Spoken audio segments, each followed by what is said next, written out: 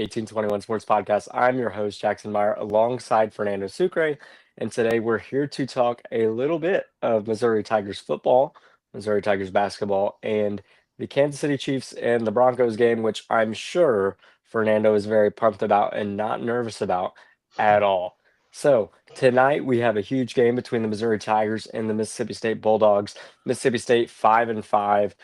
They're coming into this game with a little bit of a QB controversy, not really controversy. Blake Shapen may be out for the game, which leads to a true freshman versus a true freshman duel with Kamario Taylor potentially starting for the Bulldogs. And it's going to be an exciting one if Kamario Taylor plays because he's 6'4, 230. He's kind of built like DJ Lagway, and he can run, and he should scare Missouri fans. I would be scared too if I was a Missouri fan watching Kamario Taylor play. But it's going to be a very interesting game. Obviously, Missouri coming off of a loss to Texas A&M. Their college football playoff hopes are dead. Let's just put it that way. They're 6-3. There's not much to play for other than pride and just for the sake of resilience at this point. The Tigers are trying to send their seniors off with a Rock M tonight. It's going to be an interesting game. Fernando, like going into this game, what are your thoughts? Have you seen anything on Mississippi State that would worry you if you're a Missouri Tigers fan, or is there things that encourage you? I think, well, when I'm looking at this game, one of the first things I think about is, like you were saying, Missouri Tigers are playing for pride. With the play of hopes dead, I think it's important to look into the future and try to see, like, what are the parts that we're going to have, the Missouri Tigers are going to have next year. One of the biggest parts is Matt Zollers and using this time that remaining time of the regular season to see what kind of development can Zollers have. I think the biggest thing that we had about Matt Zollers was, well, he's straight out of high school. He doesn't have a much college football exposure. So I think it's important this following games to give him the exposure he needs, and so he can have that experience. So next year he can come in hot and he can come in and throw some bombs. We saw a lot of really promising things with him in the Vanderbilt game and um, occasionally in the A&M game.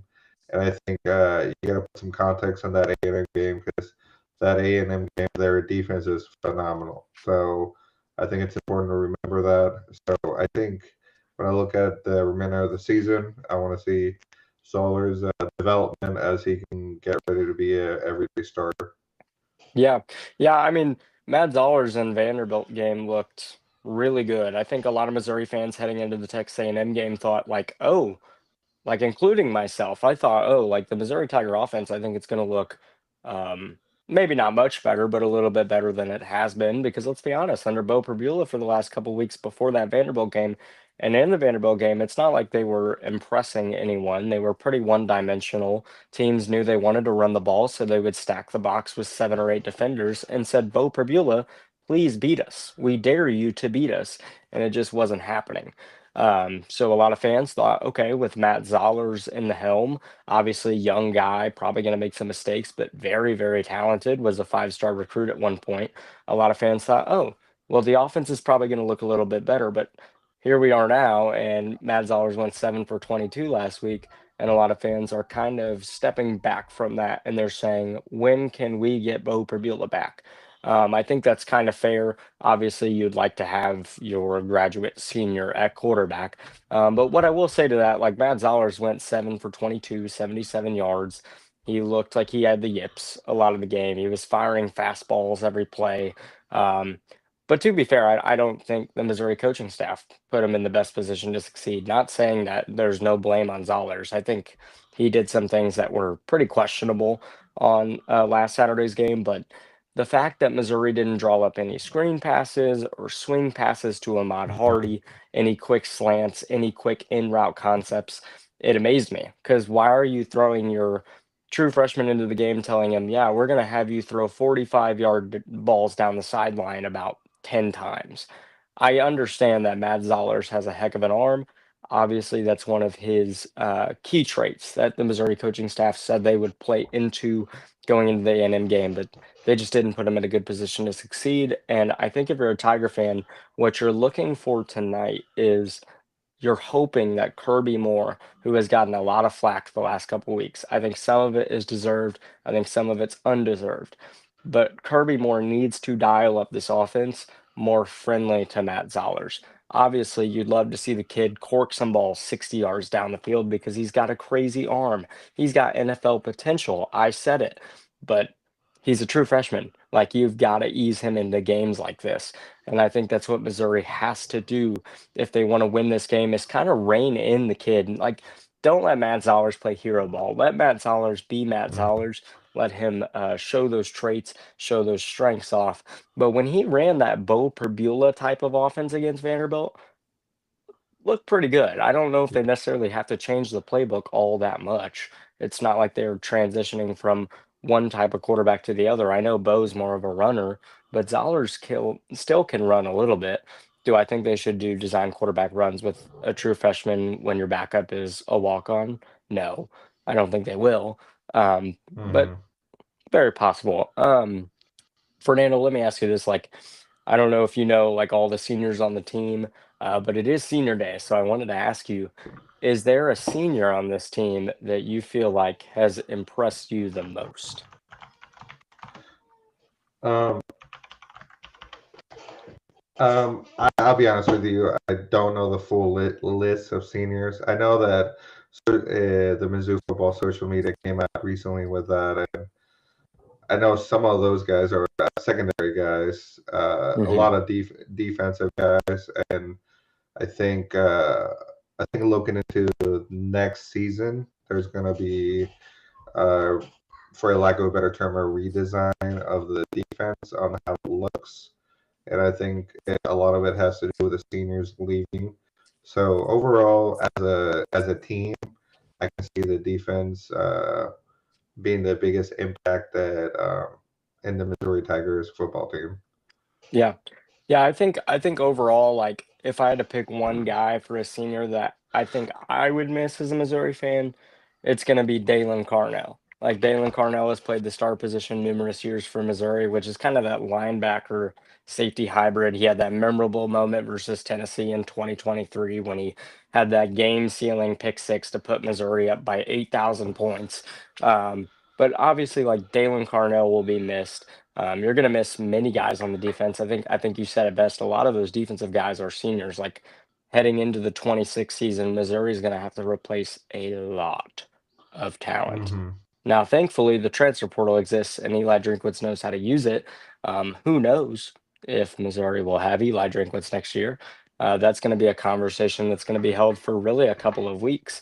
Nobody really knows where it's going to go.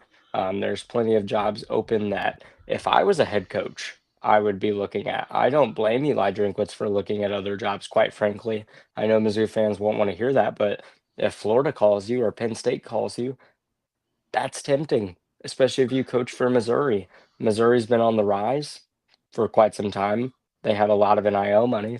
They've invested a lot of money into the football program. So I do think Eli Drinkwitz would make the smart decision by staying at Mizzou, but who's to say he won't go to Happy Valley? Who's to say he won't go to the swamp? Nobody knows. We're going to figure it out. It's going to be a nagging conversation for the next couple of weeks. But yeah, I know that's kind of off script there, but I think overall Missouri is going to lose a lot of production due to graduation. So it's going to be pretty interesting. I'm obviously hoping Missouri wins so that we can see the cool little festivity of Missouri players walking off the field with the rock ham. I think it's one of the more unique senior traditions in all of college football. So it's going to be pretty interesting. Fernando, what is your overall thoughts on this game? Give me one key for Missouri to win this game. One key that you can think of. I think just a decent passing game. I think part of the thing, like looking back at that AM game, there's some attempt from the from Kirby Moore to have some kind of screen pass, But if you guys remember, the O line struggled big time against the A Mhm. and M D line. And to their credit, A&M's D line is probably one of the best ones in the nation. So there's that. But I think looking at this game, obviously we're not facing the A&M D line, so I want to be able to see some screen passes, some slant passing, a little bit of a quick like 1-2 go passes where like Zollers has to take no more than 2 steps and throw the ball. And I think that can build some confidence in him because to me, what amazes me about the Missouri Tigers offense is in paper they have all the tools to succeed as a playoff college football team, but they never meshed. You know, like when Missouri had Bo Pribula, there was a struggle like against ranked teams where Pribula was when he felt the heat in the pocket, he just moved around. And when he was not script with a play, and I think with Zollers simplifies the offense because most likely he's going to want to throw the ball rather than rather than run the ball. And I think when you simplify the offense and you understand that when the defense don't expect for Ahmad Hardy to have 20 rushes, and there's a real threat from the offense to pass the ball, that would be what would help them get to the next level. Because if you think about the defense, it is championship defense to me. They have everything right, and the D coordinator, props to him. There's a couple games where the secondary struggled, and he cleaned that up, and they look great now. So I think the issue's always been how do you get the offense to match with the defense. Yeah. Yeah, no, I like that point a lot. I think obviously that's a big talking point is like going into this game, is Kirby Moore gonna make the game easier and slower for Matt Zollers? Because it looked, quite frankly, like it was hard and fast for Matt Zollers last game. So I think that's a big point. I'd say for me going into this game, I think the key for Missouri is to get the ground game going a little bit. It certainly hasn't been bad, but I think one thing that a lot of fans haven't been talking about is Missouri's first down run success rate has been incredibly low. Missouri's finding themselves in a lot of 2nd and 9, 2nd and 8, 2nd and 11, just because teams know that they want to run the ball. So I'm going to beg to the Missouri coaching staff yet again. I'm going to remind them that there is something called play action, and it exists. Missouri doesn't do it much, but when it does, it usually works. I don't understand why Missouri doesn't utilize play action more, especially on first down, because think about it. When you have one of the nation's best running backs in your backfield, teams are gonna focus on that running back. If you do a little bit of a fake there with Ahmad Hardy and you roll out, you're gonna have Brett Norfleet, who is back tonight, open in the flat. You're gonna have Kevin Coleman on a 10-yard in route.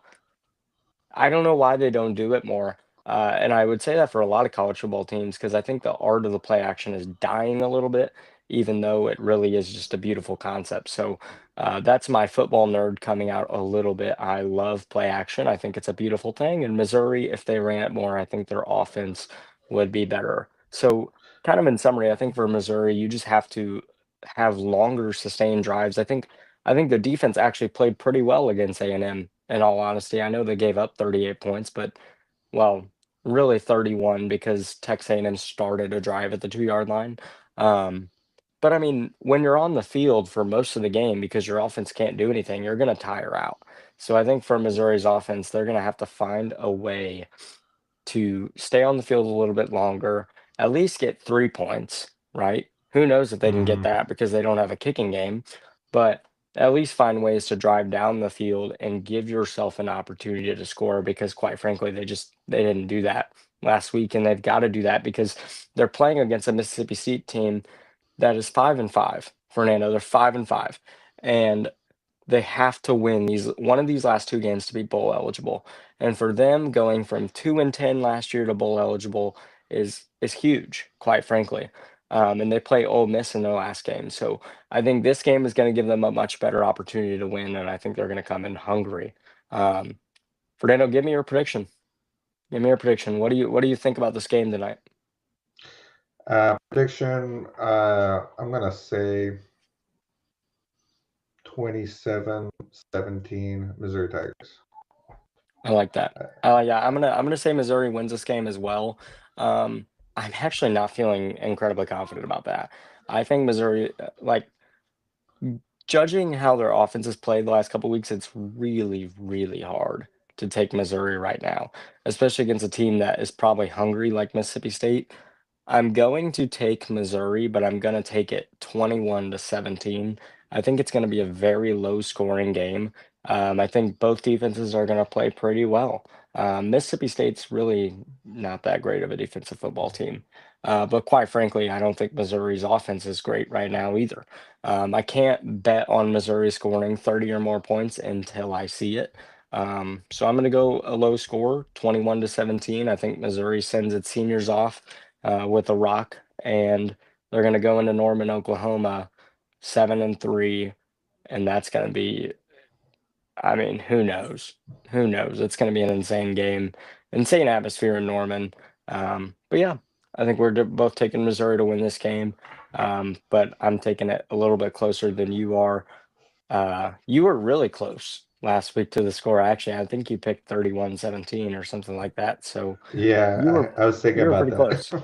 Yeah, you were pretty close. So, yeah, Missouri gets the win tonight, folks. I would bet on that. But we'll see. We'll see. But yeah, transitioning a little bit, Fernando. I want to talk about some Mizzou basketball. Mizzou Yeah, let basketball's been me pretty good. let me ask you.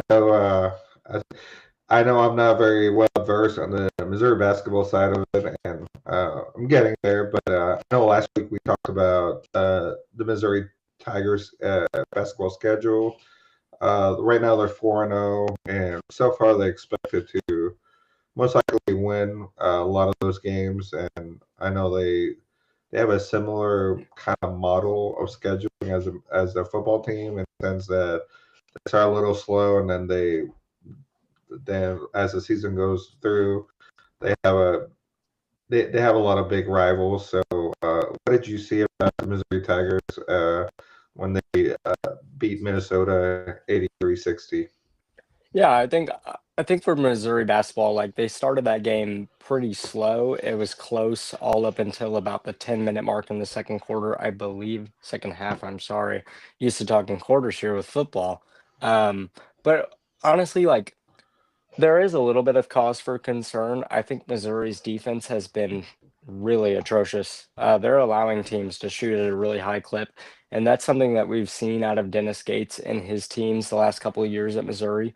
I'm not saying that they have the worst defense ever, but a lot of fans will watch Missouri basketball play and they'll be like, "Oh my gosh, I can't believe this team shot 10 for 23 from three. It seems to happen to us every week."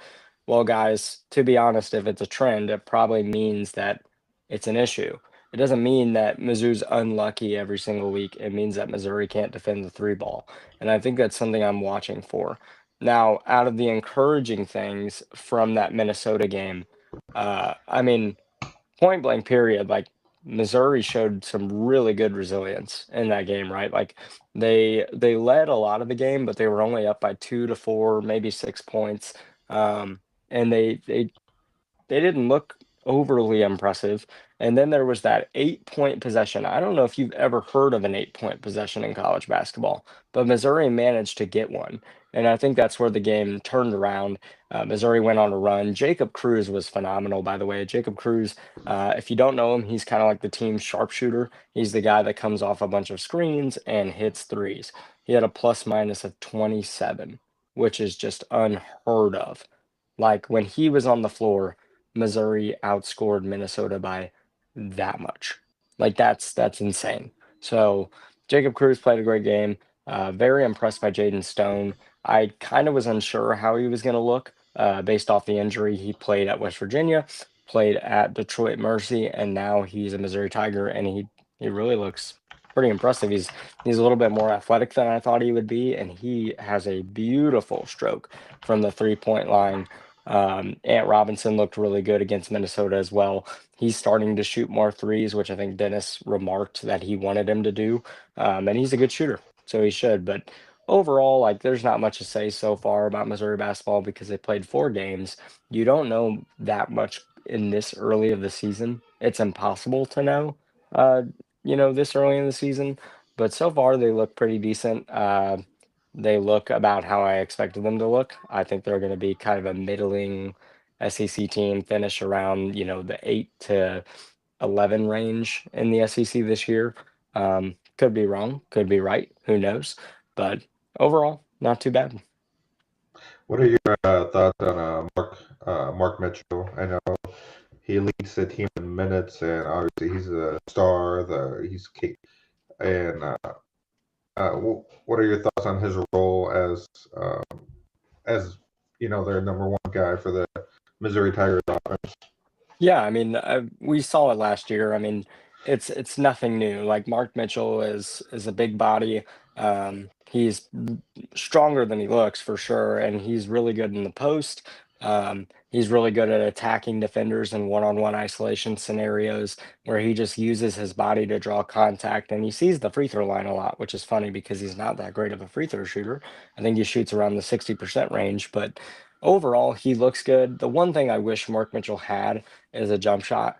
He just does not have a jump shot. I think his game would be elevated if he had a Hmm. little bit of a pull-up mid-range game. I'm not even saying the guy has to shoot three-pointers, but he doesn't have a mid-range game at all. So he's pretty one-dimensional when it comes to kind of what you're going to get out of him, right? He's going to attack a guy one-on-one. He's going to try to draw contact and get to the line. He's also going to try and maybe pull a spin move and a hook shot, or maybe just a little bit of a floater, but only from the restricted area. So, I mean, overall, he looks good. He's a great rebounder. He's a pretty good defender. And he's a good option for the Missouri Tigers. But in terms of offense, there's a lack of sustainability for Mark Mitchell, right? If he plays against a guy that's, similar to his size and can move pretty well laterally, I think Mark Mitchell really struggles. And then that's when Missouri's going to have to rely on its guard play a lot this year. But so far, I mean, it's about what you expect from Mark Mitchell. He is a good college basketball player, but I don't think by any stretch he's going to be um, an NBA player unless he develops some sort of a jump shot.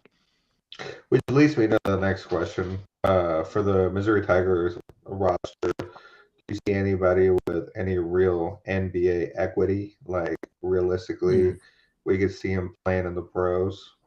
Yeah, I mean, I think really the only guy that you can say for certain there's at least a shot is Anthony Robinson. He is the star point guard for this team. He is poised for a breakout season this year. He has played really well. I don't have a stats pulled up currently. I just know he's probably averaging around 11 to 13 a game, just off the top of my head. But he is a pretty good 3-point shooter. That's an area of his game that he's really improved. He's a terrific defender. You know, he can't stop fouling. Like he can't stop reaching when he doesn't need to. Like there's some tendencies of his game that I think he needs to fix if he wants to be a good professional player.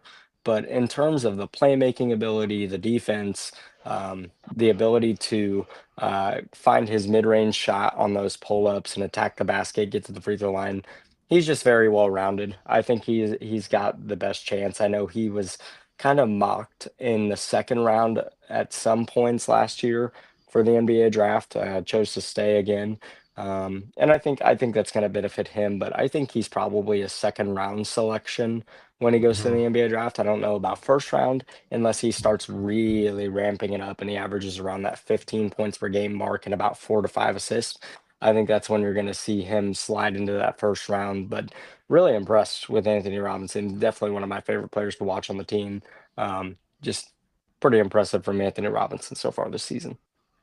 Awesome. Well, I know looking at the schedule, we got the first game is against Notre Dame, and then the big old Kansas game right afterwards. So towards the end of this December, and then towards the beginning of January, that's when it looks like the schedule starts ramping up, and we're gonna start seeing some big games.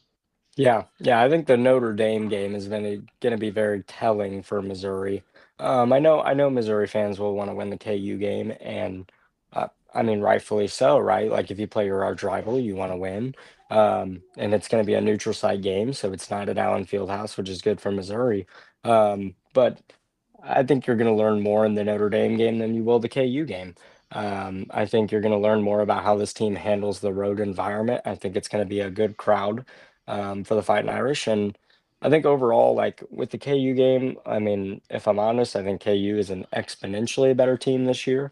Uh, but I do think Mizzou could beat them. I mean, no doubt. Like Mizzou beat them last year, and KU wasn't like normal KU, but we'll see. I think once we get into those kind of higher up non-con games, I guess you could say they're going to have a lot of cupcakes going forward. But once you get to those games, I think you're going to learn more about just how good Missouri basketball could be. I think they have a potential to be good. I think they have more of a potential to be a pretty good basketball team this year than they do a bad basketball team. So that's good. I don't think Missouri is necessarily a bad team. I think they're an NCAA tournament team potentially. Um, but we'll have to see. Yeah. Yeah. Okay. So let's transition a little. Let's get to our last thing because I know you're dying to talk about it because your Kansas City Chiefs, your beloved Kansas City Chiefs, play the Broncos this week. Now, Bo Nix, dog, but also he's kind of been mid, right? What's your opinion on Bo Nix and the Broncos offense heading into this game? Yeah, I don't think their offense is that great. And it could be famous last words here in this podcast. You heard it first, but if you look at the last couple of games from Denver, their defense have completely carried their team. And you know, like when you look at championship teams, uh, you've heard the saying, defense wins championships, and I think that's the mentality Sean Payton's been having with their team. Would they want to score more points? Would Sean Payton want Bo Nix to look better? Absolutely. But this game, it's a home game for Denver, so they're going to play on the crowd. So they're expected to, you know, maybe win the game because they are in Denver. But I really think that the path to victory for the Kansas City Chiefs is really just be able to hold on to the football, and be able to, dominate, score. And Yeah. it's not rocket science, with the Kansas City Chiefs, because I think if you've looked at the last few games for them, their biggest issue has been on the defensive side has been the D line. I know if you look at Twitter, you get people's opinions and stuff like that. There's this idea that Chris Jones has not been playing as well as he can, but the reality of it is, how do you evaluate uh, a defensive tackle? Because he could be getting double team. Who knows? And you have to look at real tape to see that. And one of the things I read on Twitter last a couple weeks ago, I guess, when they played the Bills, they're like, "Oh, we were expecting that sack from Chris Jones, so Kansas City could get the ball and tie the football game or something like that." And he's done it in the past, but hey, what if the Bills' offense was scheming specifically against Chris Jones? So then the question is, if Chris Jones is playing well, but he's just getting double teamed, where's the rest of the D line? And I think that's where the real problem is. So I think uh, I think one of the things I want to see from Kansas City defense is a better effort from the D line. I know there has been quite a bit of injuries. I know. I know that on the defensive side, some of the D line guys have been hurt, so there's been slightly slim pickings in there. And if you look at a football game, the D line is probably one of the most rotatable positions in the field. So because it rotates so heavily when there's injuries, and it's hard. Yeah. Uh, so then on the offense side, I think really just keep going at it. I know Pacheco got hurt, and well, he has been hurt, and we're hoping some good game from the running back group. So we'll see how it looks like. I'm hoping a victory. I know Mahomes has been playing great. So, and I know Andy Reid does really, really good on the game after the bye week, and I can see them clean up a lot of their work. Yeah. Yeah, I'm gonna be quite frankly honest. I think this is a bad matchup for the Broncos. Usually like when the Chiefs are playing teams with better records, I'll kind of look at the game and see kind of what the matchup looks like. And I've always held to this, and I don't know if you see it the same way that I do. I think it's really hard to beat a team that has a really good offense if these two things are the case. If one, you have a good defense, but two, you don't have a great offense. I think it's better for a team to win in a shootout versus the Chiefs because here's the thing. I don't care how good your defense is. I think the Chiefs are going to score points. Like the Chiefs manage to score versus whoever they play. That's not to say the Chiefs are going to score 45 points against the Broncos, but I do think they're good for about 27 to 31 points potentially. The question is, can the Mhm. Broncos score 27 points? I don't think that's the case, right? I think the Chiefs' defense is incredibly good. People never talk about it. I don't know why, because obviously the Chiefs have maybe the greatest quarterback to ever play the game on their team, but the Chiefs' defense, if we're kind of honest, has spearheaded a lot of their success and very, very quietly. So, Fernando, do you feel the same that I do? Do you think this is a kind of highly favorable matchup for the Chiefs against the Broncos this week? Yeah, I think so. I was looking at some of the injuries on the Denver side, and their superstar Patrick Payne is out, and there's a couple of missing guys in the linebacker group. So I could see the Chiefs taking advantage of you know of throwing the ball more. I can see Patrick throwing a lot more of the football, and with Pacheco being hurt and down to two running backs, I can see them just going crazy. I Yeah. know.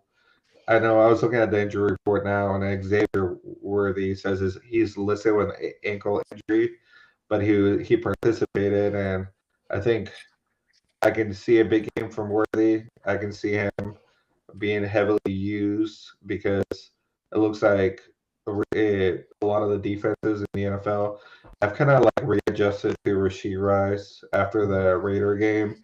I think a lot of teams around the NFL are like, oh, okay, he's really stinking good. So Yeah. I think it's gonna be one of those like pick your poison. The one of the biggest news I'm excited about. It looks like Josh Simmons is gonna play. He has been phenomenal. If you read at his story, he was dealing with some family stuff, and kudos to him. Family obviously goes first Mhm. before football, and I think additional to that, kudos to him keeping it private. Because it would have been easy for me to be like, okay, I'm just what's happening, rather than protecting the family involved in that thing. So I'm excited to have him back. I'm excited to just go crazy, and I think there's a path to win the division. Um, I think it starts this Sunday because we get to play Denver twice. Sorry, Kansas City gets to play Denver twice. They have one more game against the Chargers, and I think if the Chiefs win out all those games, I think they can be in a good position. Um, I stick to my guns. I can see them still being a wild card team, but they can get far. They can still get far as a wild card team. So either ways, I I still see them do some type of playoff push in January, February. Yeah, no, I think that's fair. I think the Chiefs are a really good team, and I mean, it's been a tale of two sides of the season, right? Like to start the season, the Chiefs struggled because they were without Rasheed Rice, without Xavier Worthy for a few games because of the shoulder separation, but now they look like a completely different team. I mean, they just look so improved, and even and I'm not gonna lie, like I don't always like seeing the Chiefs win because they always win, and it's not always fun. But I mean, in all honesty, like you gotta appreciate that they're a really good football team. I'm gonna jump straight into my prediction. I think they win the game 31-20. I don't even think the Broncos can get to 24 points against the Chiefs. Okay. I'm gonna say I think it's gonna be a lot closer. I think it's gonna be a 31-28 Kansas City. I like that. I like that. I think that's a good prediction. Do you have anything else to add on that Chiefs game, or? No, the only thing is, aside from the game itself, I know in the news, Spags again in the discussion for another head coaching job. I think it's so funny As he because, should be. yeah, because he's probably the greatest D coordinator the NFL's ever seen in the last 10 years, and he's great. But part of me wonders if he's done head coaching enough where he probably is incredibly content with his current situation. But Yeah. this is my fan brain talking. Who knows? Yeah. Yeah, I don't think Steve Spagnuolo ever impressed too much as a head coach either, so I think he would be honestly kind of smart to stay as a DC, but I mean that's his decision. I mean, maybe he wants to try it again. Maybe he wants to make a little more money because obviously he would as a head coach. So who knows? But guys, thank you for tuning in to another episode of the 1821 Sports Podcast. Again, just to recap, Missouri against Mississippi State tonight. We think they win in a close game potentially. Mizzou basketball is 4-0. They look pretty solid so far, but not too much to say in 4 games. And we both think the Chiefs win against the Broncos. So thank you guys for tuning in to another episode. Make sure that you follow our X account, doing live updates throughout the game, and also our article will be up as soon as the clock hits 0. So make sure you go read our instant recap on that. And yeah, guys, thank you for tuning in to another episode.